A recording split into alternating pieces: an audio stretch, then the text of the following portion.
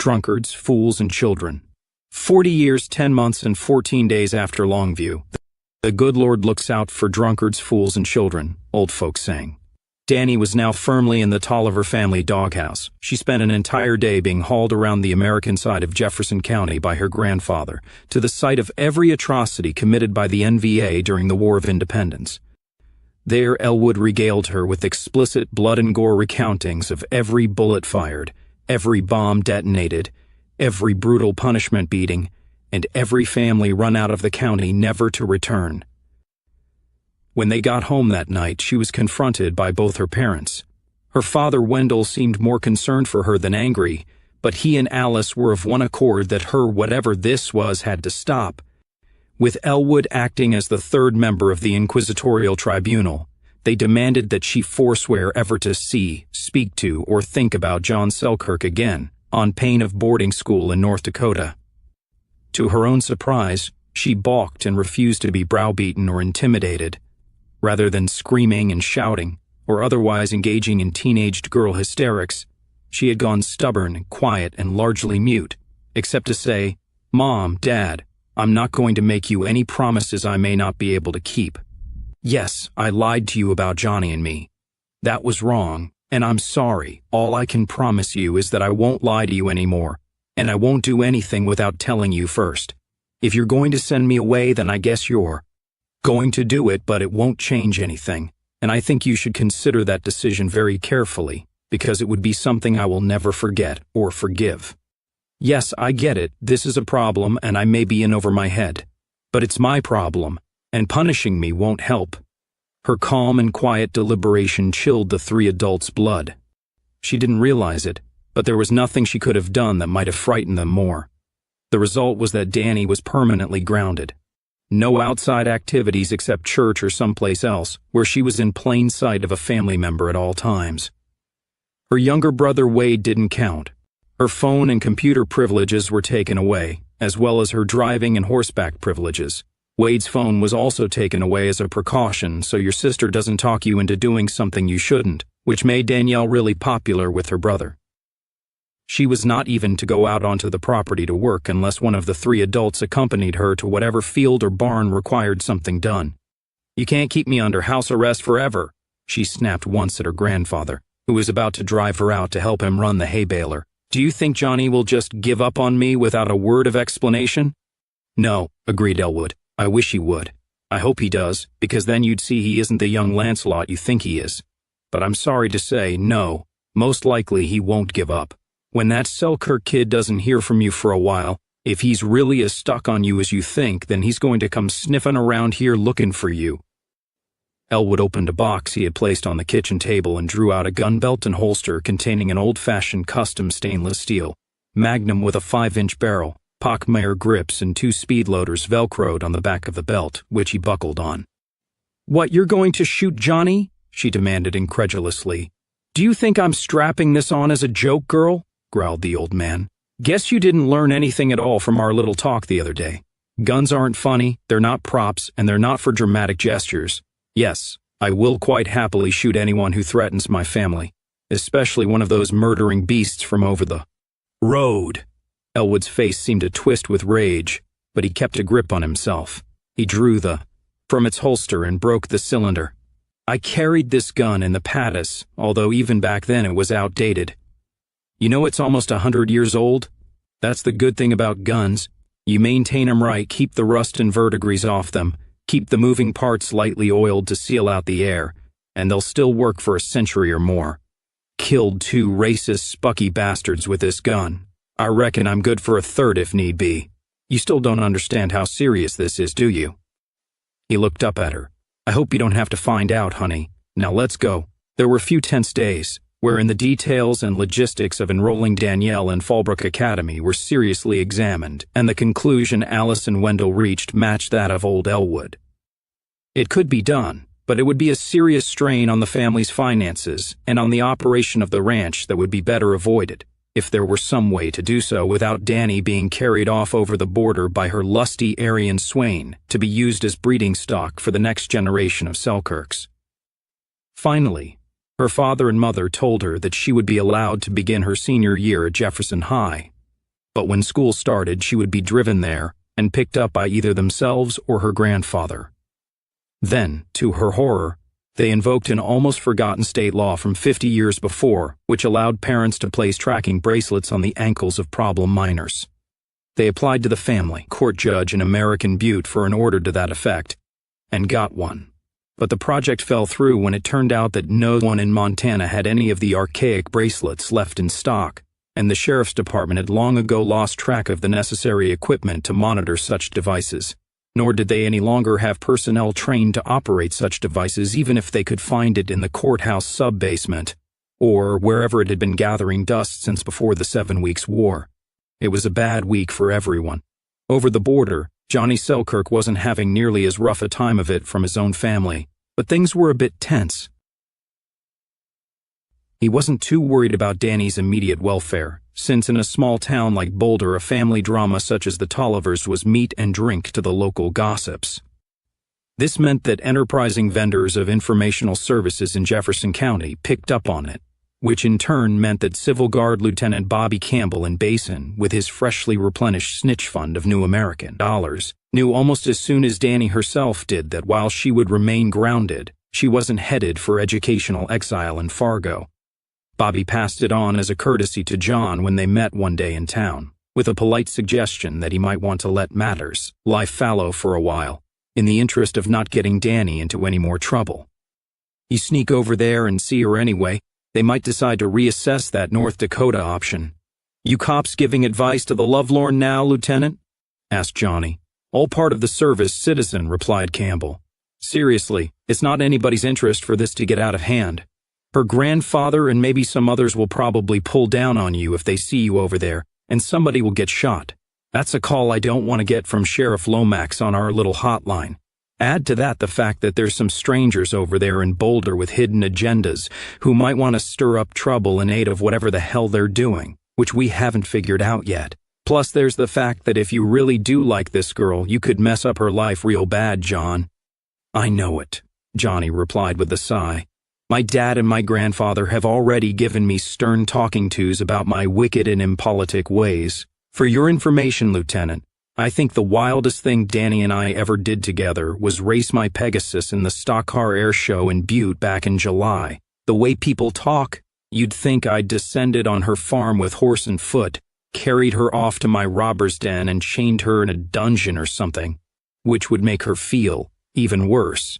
If trouble comes out of something genuinely innocent when you two really haven't been doing anything wrong, replied Campbell soberly. Oh, I wouldn't say innocent, said Johnny, shaking his head. Let's just say open and above board. John's grandfather, former NVA Captain Ray Selkirk, put it to him even more directly after dinner that night, out on the porch of the Selkirk Ranch House, 6 miles or so west of Wicks. Selkirk, a thin and wiry white-haired man with a permanent scowl and a nicotine-stained mustache, who looked like he'd been weaned on a pickle, came out onto the porch with a bottle of Jack Daniels in his hand. Johnny and Hatch always made sure to replenish his supply when they were on their contraband smuggling trips.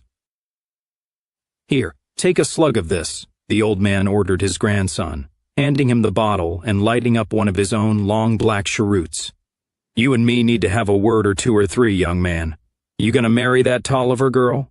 Probably not, replied Johnny, drinking from the bottle. What do you mean, probably not? Demanded his grandfather. Meaning I haven't asked her yet, and even if I was so inclined, in order to ask her, I'd have to be able to meet her and talk to her. And folks around here seem to have decided there's something wrong with that, replied John with exasperation. Her grandfather is threatening to shoot me if he sees me anywhere near her, or as near as I can figure if he sees me anywhere over the road. Ben Lomax is threatening to arrest me for traffic violations if I go over there. That guard Lieutenant Basin is giving me friendly advice not to try to see her, which might not be so friendly next time, if it threatens to cause him bother. And you and Dad keep trying to ship me off to college. By the by, Danny's family is threatening to send her off to school too, in North Dakota. Do you want to marry her? Demanded Ray. I think I might, yeah, Johnny sighed. If we could ever just spend some time together and concentrate on seeing if there's anything there, and not have to worry about who's gone see us and whether there's gone be any political repercussions because of the fact that there's this strip of asphalt running through the 10 miles between us. It's more than just a strip of asphalt, boy. Yes, sir, I know, and I meant no disrespect, said Johnny. But the Republic is supposed to be a homeland for all white people, right? So why does that not include Danny Tolliver? I understood what you meant, said Old Man Ray, swigging from the bottle. One of the reasons we went through all that hell back then was to simplify life, make things black and white, right and wrong again. I think we succeeded to a large degree, but them damned exceptions and shades of gray just keep on creeping into life no matter what. The old man used to say that shades of gray are where the Jew lies in wait to do harm, Johnny reminded. Good, you paid attention in school, so why not go pay attention in Kennewick A&M for 2 years, and come back with a degree you can use to run this place better, or join the engineers instead of just being a rifleman on your reserve call-ups, something you can use to get your second-class citizenship? And you figure 2 years in Kennewick will be enough to make me forget about Danny, or make her forget about me? Asked John. I don't know, would it? The old man asked. What have you got against her? Demanded Johnny. She wasn't the one who sent Carol and the children to Nevada. That was that old bastard Elwood Tolliver. She wasn't even born when all that happened, and neither was I. Pop, you were a hero. I understand that. And I would never disparage what you and your men did for us all, any more than what Dad did in the 7 Weeks' War. I just got out of the Army myself, and if it happens again and needs to be done, I'll go over to Boulder in my gear with my X4, although I hope and pray that day never comes. But this thing between you and Elwood Tolliver was 40 years ago, Pop, not my war. It has to end sometime. Why not now, with me and Danny? Does Danielle feel the same way? Asked Ray morosely. Does she want to marry you? I don't know. Like I said, we've never really had the chance to sit down and talk calmly about it without somebody worrying at us or pressuring us. To answer your question, boy, I haven't got anything against her personally, although in view of who she's grown up around and that tub-thumping, hoot-and-holler religion her family are into, I'm not expecting to be impressed. Not all Christians worship Jews, said Johnny.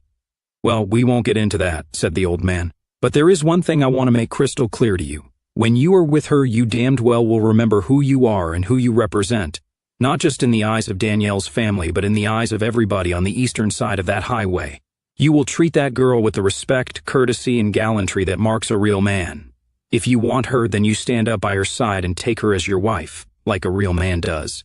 If not, then you break it off clean and go find yourself a Northwest girl, or let your mom and dad or a matchmaker find one for you. You do not just play with her for a while and dump her. Elwood Tolliver's girl or not, union or not, she is a white girl, and you were raised better than that. There's most likely going to be trouble over this, and when it comes, I will not have it said that it happened because a grandson of mine comported himself in the manner of a nigger. Don't worry, Pop. Danny's religious, and I respect her faith more than you seem to. We've already settled that the hot and heavy stuff is on hold. I won't embarrass you, replied Johnny in a surly voice. That's not what I'm worried about, said the old man. I'm worried that Elwood Tolliver may carry out his threat to kill you, and I'm going to have to go in there to that living room and tell your mother and your father that their son is dead because 40 years ago I started a job I didn't finish. Why didn't you? Asked Johnny. Finish the job, I mean. Why did you just kneecap Tolliver? Long story, said Ray. On the afternoon of September the 5th, Ms. Gabrielle Martin of the Economic Recovery Administration decided that she was bored, so she would go visiting. She decided to visit Lieutenant Robert Campbell III in the Civil Guard station in Basin, just drop in and say hello to the man she had come to view as her opposite number. Why she decided to do this was difficult for anyone to understand. It might have been described as hubris in a white person, but in a black. It was not so complex as that. Simple, childish stubbornness which demanded that Gabby do something she had been told not to do, precisely because she had been told not to do it. By white people. Repeatedly told, in fact. The big mystery was why she never understood that she would almost certainly be shot on sight the moment she set foot anywhere on the western side of Interstate 15. I thought all American kids were taught in school that the Northmen are marauding ghouls who eat little black babies for breakfast, commented Monty Sanderson later, when he heard what happened. Hell, they probably would too if there were any little black babies over there to eat. What in God's name was she thinking of? The subject had resurfaced on numerous occasions since the meeting where Gabby had first brought it up. Virtually everyone around her had attempted to explain, with varying degrees of politically correct circumlocution, that what she proposed to do was impossible, not to say insane. Brandon Blackwell told her, "In the first place, Gabrielle, I have to remind you that it is illegal for a United States citizen to enter the Northwest Republic under any circumstances without a travel permit. It has been illegal for 40 years, and even today is still a serious offense that could have adverse effects on your career.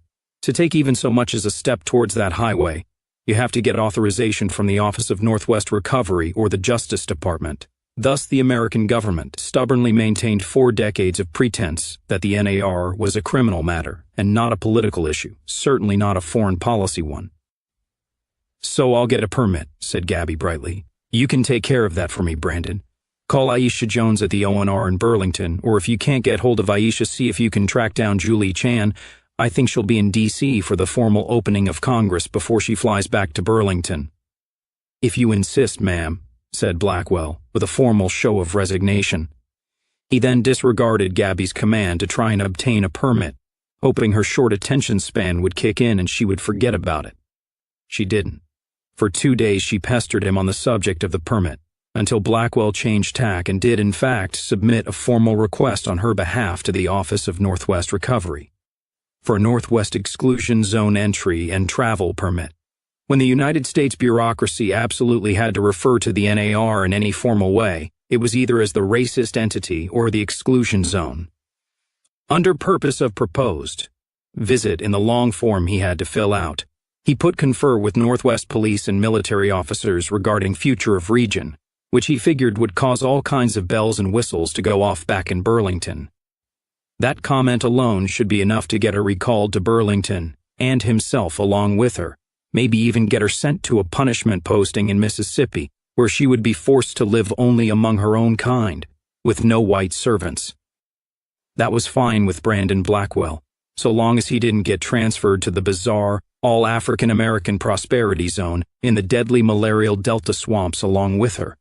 Gabby signed the application without a murmur, and he duly sent it off, hoping that either the request would simply disappear into the bowels of the bureaucracy, back in Burlington, and no more would be heard of it, or else it would generate such consternation along the power corridors and in the cubbyholes of the era that even if Gabrielle weren't relieved and ordered home, she would at least be called on the carpet and commanded to stop rattling cages across the road before she woke up the animals. Either way, it should have been an end to this meet the Gestapo madness. Instead, after another 2 days, Blackwell came into the conference room in the Boulder Hot Springs Inn and Spa, an elegant hotel dating back to 1881 when it had been a watering hole for newly wealthy Silver Rush millionaires, where the team had set up their headquarters.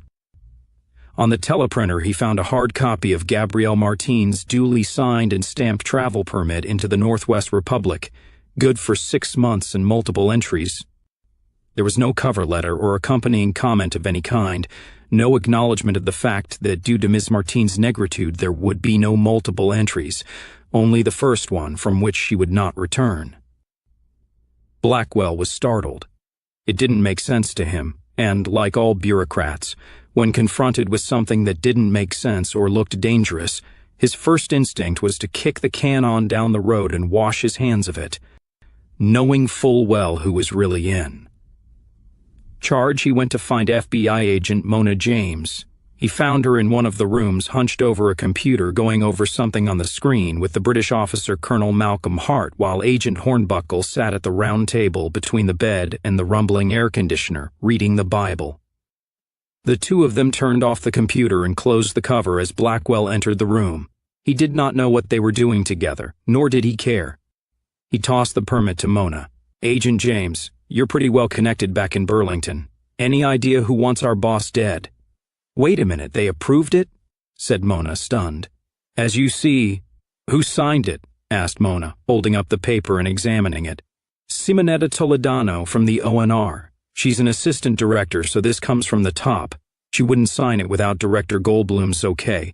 The chaps at ONR are presumably aware of the Republic's shoot-on-sight policy regarding dark pigmentation?" asked Hart. Like most real soldiers, he disdained the use of politically correct terminology. "Of course," replied Mona. "Then Brandon is quite right," replied the colonel in his imperturbable Empire Club manner. "This has to be deliberate. Someone in Burlington wants Miss Martine killed by Northmen, almost certainly in public when she tries to stretch out her hand in peace and goodwill. All that rot." "Why?" asked Hornbuckle from across the room. "Who knows?" replied Blackwell with a shrug. "I can't say I'm surprised. Nobody seems able to figure out why they sent a black woman on this assignment at all, other than to provoke the fascists into doing something violent." "They're racists, not fascists," said Mona absently, looking at the paper in her hand and trying to think. "Not necessarily the same thing." "Whatever," said Brandon with a shrug. "Maybe she's just a sacrificial lamb of some kind. Maybe she got inconvenient for somebody back in Burlington and they put this asinine constructive engagement idea in her head so she'd stick her head in the lion's mouth and get it bitten off. Having the Goots do it would give whoever it is plenty of plausible deniability." He carefully avoided looking at Hart since he wasn't sure he understood why the Brit was along either. "The question is, what do we do about it?" He looked pointedly at Mona. We don't have any secret orders to whack Gabby, do we?" asked Agent Hornbuckle. He understood that any such orders would have been given to Mona and not to him. "We do not," said Mona firmly.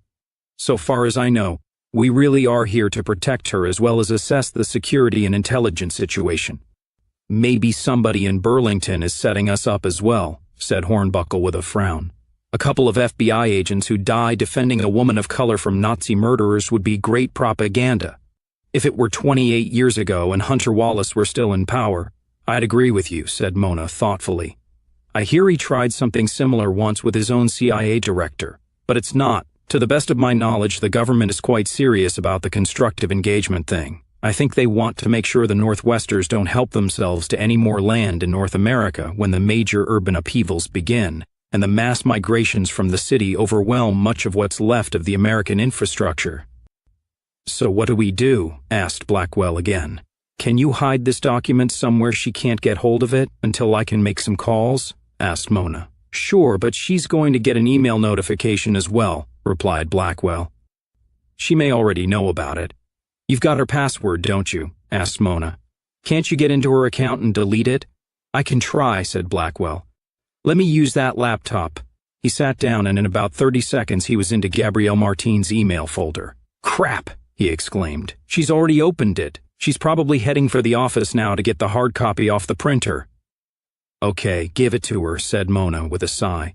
"Tell her you were on your way to find her, but don't mention you stopped here first. We'll have to stall her while I make those calls to Burlington. We need to think up some kind of make-work for her to occupy herself with for a couple of days while I try to find out what the hell is going on."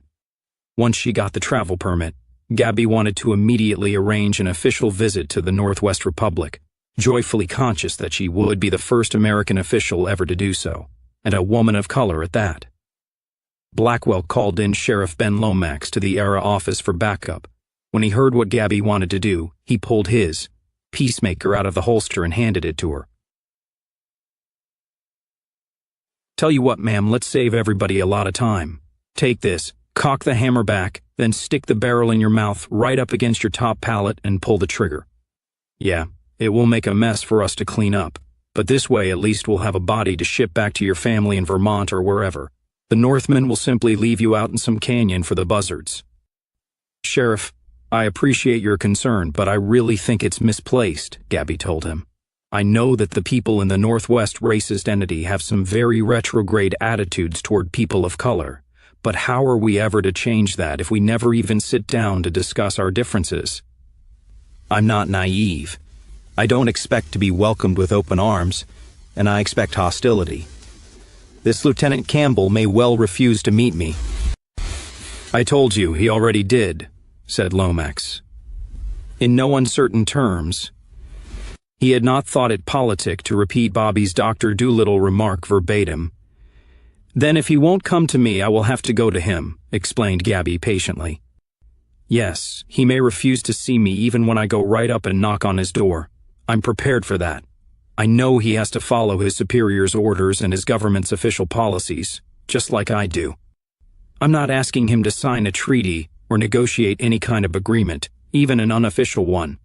But that may come one day if people of goodwill on both sides of this terrible and artificial border can at least start treating one another like human beings.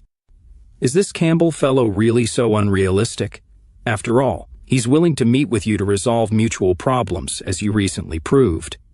Is he really so bigoted or restricted by his upbringing that he won't even meet with me at all or exchange a civil word? Jesus Christ, whispered Lomax, staring at her in amazement. You really don't know, do you? He looked at Blackwell. How is this possible? Blackwell just shrugged.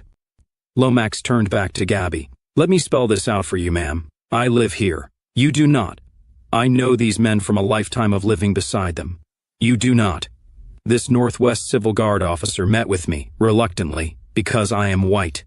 It is not something either of us want to make a habit of. Campbell will not meet with you, not under any circumstances, nor will any of them ever address a word to you, civil or otherwise, because you are not white, you are black, and in their eyes you are an animal. They will not treat you like a human being, not ever. What part about they will shoot you dead is it that you do not understand? If you set foot across that road into their country, you will not stand a chance with those men, nor will anyone who goes with you. If you must commit suicide in this bizarre manner, please don't take anybody else with you. Your FBI agents are almost as badly hated as you are over there. I'm sure your English mercenary friend has better sense, and nobody local here will go with you. Not even crazy bitter-ender coots like Elwood Tolliver. Gabby sat there stupefied at his outburst. Never before in her life had a white person ever spoken to her like this. The rules in America were clear. Black and brown people alone could speak of race. Whites were allowed only to maintain a respectful silence, and then agree. Lomax had some hope he might finally have gotten through to her, and he decided to quit while he was ahead. He stood up and addressed Brandon Blackwell.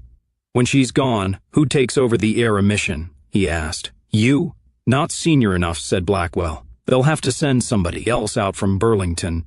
If you can't talk her out of it, go ahead and make the call, said Lomax. This town still needs all that money and all those jobs. I think between myself and the other local community leaders, we can convince the Northmen this wasn't anything we had a hand in. Just some crazy black lady trying to prove some kind of point nobody will ever understand. Lomax considered saying nigger but decided against it. The hate speech laws were still on the books even if they were never enforced any longer, so no sense in completely wrong-footing himself. He turned and stalked out the door. Well, Gabby, said Blackwell, should I make the call? He's talking bullshit. The kind of virulent knee-jerk racism he's describing hasn't existed in this country for 200 years. She protested feebly. Over the road is not this country anymore, Gabby, and the kind of white men who lived there haven't existed for 200 years either, Blackwell told her. Extinct Tasmanian tigers aren't the only species the Northwest Republic has brought back from the dead. Everyone thought they had talked Gabrielle Martine down from the ledge, but they were wrong. The more Gabby brooded over it all, the angrier and more stubborn and sullen she became. How dare they? Brandon, Lomax, the Northwest racists. They were all white, so how dare they tell her what to do? That wasn't supposed to happen. Did they not realize that she had come a long way, baby, that she was moving on up? The very idea that there was any place on earth reserved for white people and white people alone, some place where she was not allowed to show her black face, began to obsess her even more than was usual with the African-American managerial class, one of the many euphemisms used for several generations to describe the small handful of Negroes who, through some genetic quirk and generous dollops of affirmative action and preferential treatment, were of sufficient intelligence to be trainable to function on a nearly white level. Her whole attitude was a complete anachronism that had nothing to do with anything in the real world as it had existed for the past 40 years, but it was by no means uncommon. Like many of her kind, and indeed like most of the American ruling elite, Gabby Martine was like a fly stuck in amber, in the twilight zone through which most of the shell-shocked American governing class staggered. The Northwest American Republic did not exist. It could not exist. It was unthinkable, and whatever kind of tortuous doublethink that was required to work around the fact that the NAR did exist was embraced and practiced without hesitation. America consisted of 50 states, from sea to shining sea, It was all one, yet diverse e pluribus unum. The President of the United States was the leader of the free world and the most powerful leader on the planet, even the one who had been stabbed through the eye with a pencil in the Oval Office just before he was about to destroy the continent in a fit of insanity. America's cities were not festering slums jammed tight with primitive savages about to explode if their EBT cards missed a payment. Oh, no, not at all. America's designated urban zones were grand and glorious showcases of multicultural diversity, which proved once and for all that all men and women were equal for sure. There was no white country in the Pacific Northwest, ripped by force from the benevolent hands of the federal government, by undefeated and indomitable armed force and courage. Oh, no, whatever gave anyone that idea? Such a thing would be an abomination, a paradox, a cosmic contradiction that would tear apart the very fabric of space and time and cause bloody rain and plagues of frogs. It could not be, so it was not. Although seldom articulated, this was the thinking that had guided and dominated American policy for the past 40 years, a manic refusal to accept the reality of what had happened at Longview. It permeated every aspect of American upper-class society, where Gabrielle Martine had been raised as a dark child of privilege, she and her kind being required to maintain the all-important fiction of racial equality, which was the central premise of all liberalism. She absorbed and internalized the comforting delusion that Longview, the 7 Weeks' War, the Northwest Space Program and planetary colonies, the Northwest cancer cures, the return of the Tasmanian tiger, the imminent implosion of the old America when the non-white cities overflowed their razor-wire perimeters and could no longer be contained. None of it was really happening. This was the glorious age when Hillary Clinton received her first presidential nomination from the Democratic Convention, to the thunderous cheers and the mindless chanting and dancing of an endless Macarena.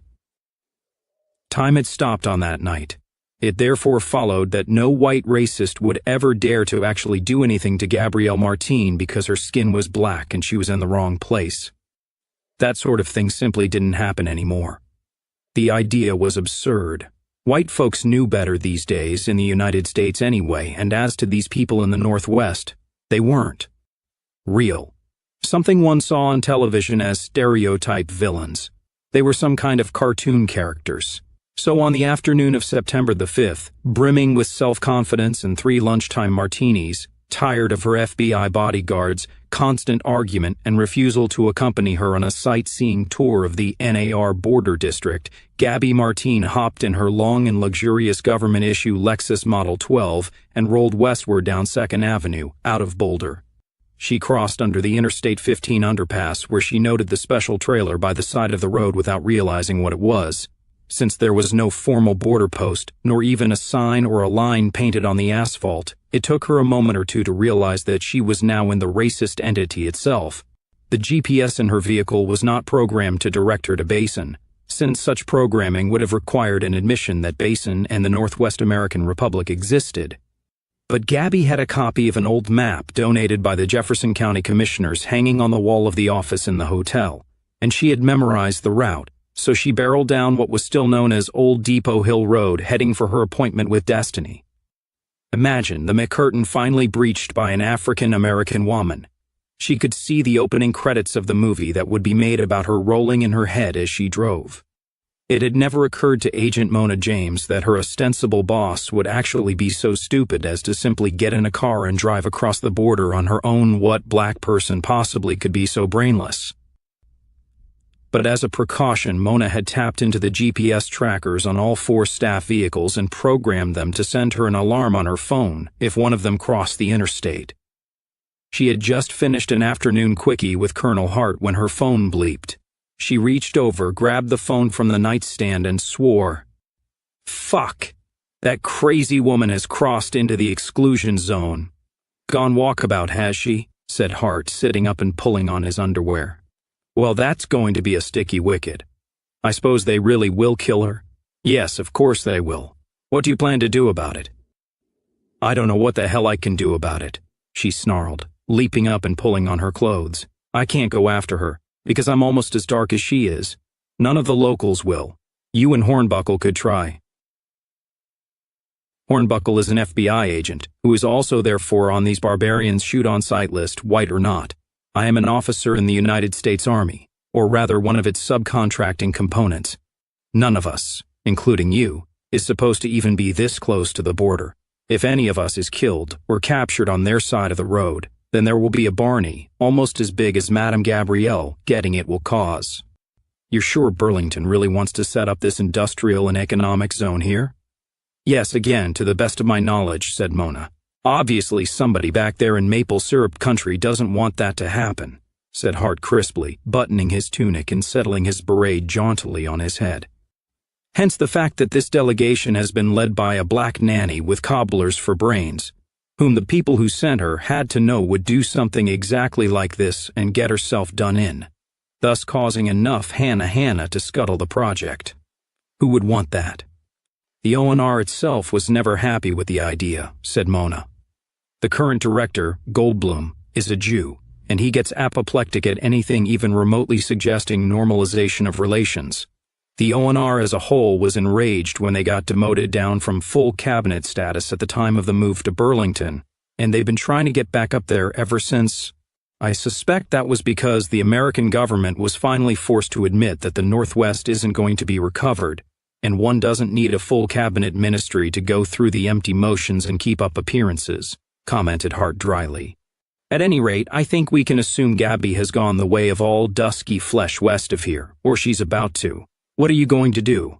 Go back to Burlington? I need at least a few more days here.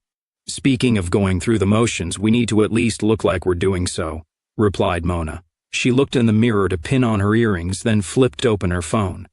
Hello, may I speak with Sheriff Lomax, please? Agent Mona James, I need to speak to him right away. We have a problem.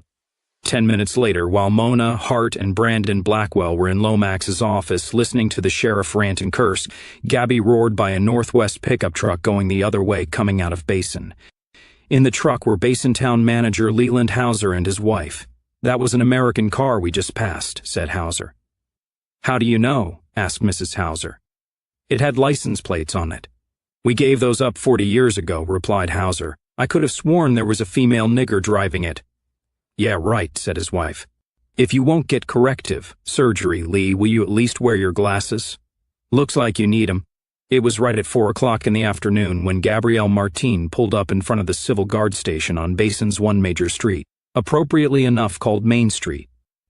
She got out of the car and looked up at the flagpole on top of the old fire station, flying the Northwest tricolor and the green and white Civil Guard flag beneath it. She was thrilled with a sense of history of her own making. There was no one on the street. Basin was a tiny place, and it was a work day. Across the street and down a ways, George Bassett, the bartender at the Four Deuces, opened the front doors of his establishment and hooked them back, leaving the traditional bat-wing doors swinging freely. He walked out with a push broom to give the boardwalk a brush down, then looked up and saw what appeared to be a tall black woman wearing an American-style business suit and skirt, standing in high heels in front of the guard station. The suit was almost as unusual as the woman's skin color. Northwest women in this part of Montana wore the same long skirts and calico blouses and practical hats, bonnets, and boots as their great-great-grandmothers had worn, although the material was better and lighter. When they were riding or working, they wore the same jeans and plaid shirts as men. The Ministry of Culture had long recognized that sartorial and fashion manipulation had limits. Bassett had only seen a woman in high heels on a few prior occasions. They weren't really in for a dig for the mountains of Montana. He stared for a moment, then pulled his phone from his pocket and dialed 999. Civil Guard, Sergeant Boardman speaking, came the desk sergeant's voice. Hey Joe, this is George. I'm out in front of the Deuces opening up. You got a nigger outside your station. Huh? Replied Sergeant Boardman. There's a big car with American plates parked outside your station, and there's a she-boon dressed like some kind of department store dummy from New York at your door, said George. Now she's coming inside. Sergeant Joseph Boardman looked up and saw an elegant black woman striding confidently up to the duty desk. Good afternoon, Sergeant, she said, flashing him a smile from huge white teeth. Is Lieutenant Campbell in? I'd like to see him if he has a moment. Boardman put down the phone and began to laugh, and then laugh uproariously. He wasn't sure who would be pulling a stunt like this or what it was in aid of. Presumably someone in the guard pulling the leg of the new station boss. Maybe that colonel from Missoula who was the lieutenant's father, or some of his buddies with a sense of humor. Whoever it was a great makeup job. Probably an actress from one of the movie or TV outfits. They could make up a white person so you'd swear he or she was black as the ace of spades, and the camera would make you believe it. "Sure, I'll call him," the desk sergeant said, gasping with laughter. He picked up the phone and called up to Bobby's office. "Hey, Lieutenant, there's someone down here to see you." "Who?" asked Bobby upstairs. Boardman could no longer resist. He started ooking and eeking and making monkey noises into the telephone, jumping up and down in his seat, screaming like a chimpanzee. Gabby stared at him, not quite quick enough on the uptake to realize that the sergeant was describing her. Upstairs, Bobby stared at the phone in his hand with the monkey yells coming from it. "Boardman, are you drunk?" he snapped. He put down the phone and hurried downstairs. When he entered the lobby, he took one look at Gabby Martine, who was still staring at the sergeant-turned-chimp, and he understood what had happened. "God damn," he roared. He leaped forward, and as Gabby was turning toward him, before she could say a word, he grabbed her by her lacquered hair, pulled her off her feet, and slammed her face into the wall twice, hard, breaking several of her teeth and leaving smears of blood and mascara on the wall. He dragged her screaming and terrified down a small corridor, opened a maintenance closet, and threw her inside very hard. She went down with a crash of mop buckets and shelves. Bobby slammed the door and leaned over into the stairwell. "Sweeney." The corporal stuck his head over the balustrade. "Sir, go to my desk, top right-hand drawer, get my gun and bring it down here." Sweeney's face disappeared. Sergeant Boardman appeared at his side. "Sir, that was an actual nigger, for real?" "Yes, it's a real nigger," shouted Bobby. "What the hell were you thinking, making a damn fool out of yourself?" "I thought it was some kind of joke, sir," protested Boardman. "How the hell was I supposed to know? I've never seen one before, not a real one." "Couldn't you smell the damn thing under all that perfume?" Bobby heard moans and movement inside the closet. He went to the duty desk and pulled a long, heavy nightstick out from behind it. It was the only weapon the Basin Civil Guard ever actually used, and that only on rare occasions to get the attention of rambunctious drunks who were too fuddled to understand what was being said to them. He walked back to the closet door just as it opened. He saw a bleeding black face looming in the darkness, and he lashed at it savagely with a nightstick. It screamed and the door slammed shut again. Sweeney appeared breathlessly and handed Bobby his service pistol, a 9mm chemical cartridge gun since smaller guard detachments hadn't been issued the new Wilkerson kinetic discharge plate weapons yet. "Oh, I got this phone off your desk as well, sir," said the corporal. It was ringing. Bobby looked at it and saw a missed call. "Yeah, I imagine it was," he said. "That's the hotline phone. Wonder what Sheriff Lomax wants to talk about." He stood there with his two fellow officers staring at him for 10 seconds. His legal and constitutional duty regarding the contamination was clear, but he went ahead and called Lomax back anyway, on the wild off chance that there was some reasonable explanation. "Sheriff, Lieutenant Robert Campbell here. Thank you for returning my call, Lieutenant," said Lomax formally. "I'm afraid we have a problem. I'm aware of the problem, yes. Some of your livestock broke out of the pen. I've got the animal contained in our broom closet as we speak." "Oh, Jesus," muttered Lomax. "Is she alive?" "Not for long. What happened?" "Did you find her out on the road somewhere?" "No, she walked right into the police station and asked for me," said Bobby. "Is she on drugs? Or is she just so bird-brained stupid she doesn't know who or what she is, where she is, or who we are?" "I don't know about the drugs, but as to the rest, yeah. That pretty much says it all," said Lomax with a sigh.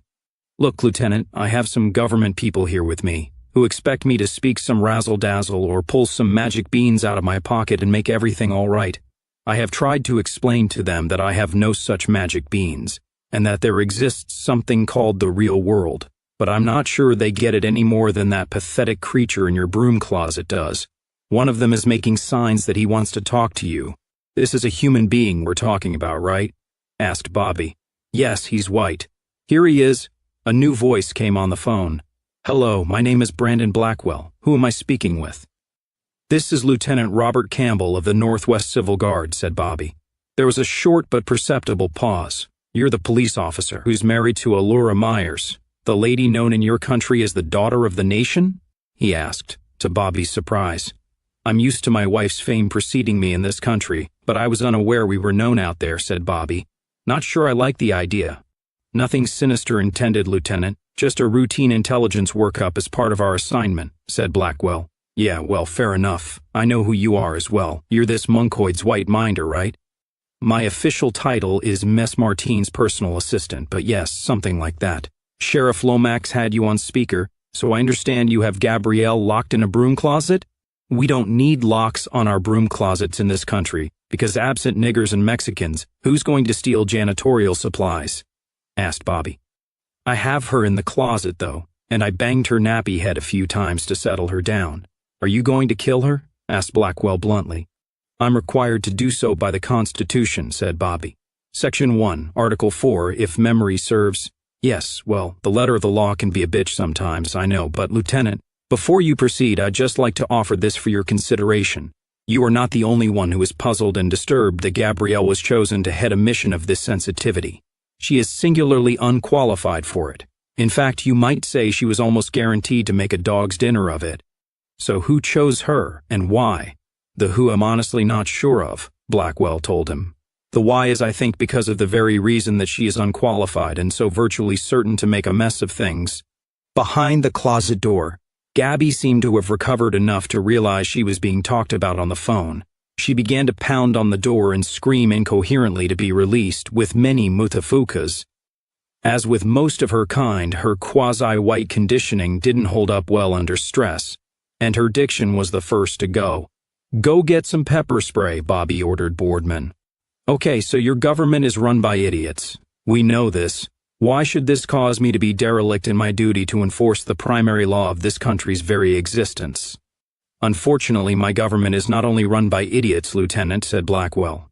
It is run by some very nasty people who wish your country harm, some of whom don't want this community prosperity zone set up anywhere near you, when there might arise some genuine constructive engagement between people of the same race. Boardman returned with a red canister. Bobby gestured towards the door. The sergeant shoved it open, leaned in, and let fly with a long squirt from the mouth of the can. Gabby Martine's mutafukas turned to screams. After all, we might discover that neither of us are born with horns and pointed tails, Blackwell went on. He could surely hear Gabby's howls in the background, but he ignored them. There are always those who profit by keeping hatred and mistrust alive, Lieutenant. I assume that they are responsible for this ghastly cock-up of sending Gabby out here, knowing full well that something like this would happen. Somebody wants you to kill her, Lieutenant, as part of some bizarre scheme or intrigue that might lead to something a lot worse than the death of one bureaucrat. Or one monkoid, if you prefer. I won't quibble over terms, but you might want to think it through before playing into their hands. Yeah, well, I'll take it under advisement, said Bobby. He closed the phone. He stared intently at the noisy door for a long moment. Hell's bells. All right, I will take responsibility for this. It's a unique situation and I don't like diving in until I know how deep it is. Sweeney, go get the paddy wagon and bring it around front. 30 minutes later, a green Civil Guard van rolled down 2nd Avenue toward Boulder and pulled up beneath the old interstate underpass. Sheriff Ben Lomax and a washed-out-looking middle-aged white man in a rumpled suit whom Bobby took to be Brandon Blackwell were waiting on the American side of the old trailer, a squad car with flashing lights behind them. Lieutenant Robert Campbell and Corporal Mike Sweeney, both wearing sidearms just in case, got out of the van. Sweeney unlocked the rear doors. Bobby reached in and dragged a wailing and gibbering Gabrielle Martine out of the back, her hands cuffed behind her with a plastic tie. Her face was battered and still weeping from fear and the pepper spray. Her Power Woman suit was a bloody mess, and she had urinated and defecated on herself. He hauled her forward to the approximate location of the borderline between the two countries, shoved her forward at the waist, and with a mighty kick to her black buttocks, launched her back into the United States. Bobby pointed his finger at the two Americans. This only happens once. Got that? He told them in a steely voice. The next time I find anything black or brown in my district, I'm dressing it out like a deer, taking it out to the Fish and Wildlife Breeding and Research Station in Rimini, and feeding it to the thylacines. What about the car she came in? Asked Brandon Blackwell mildly. We're keeping that as a fine for trespassing and idiocy, said Bobby. I think Johnny Selkirk will buy it off us. He can soup it up and use it for his smuggling trips. Fair enough, said Blackwell with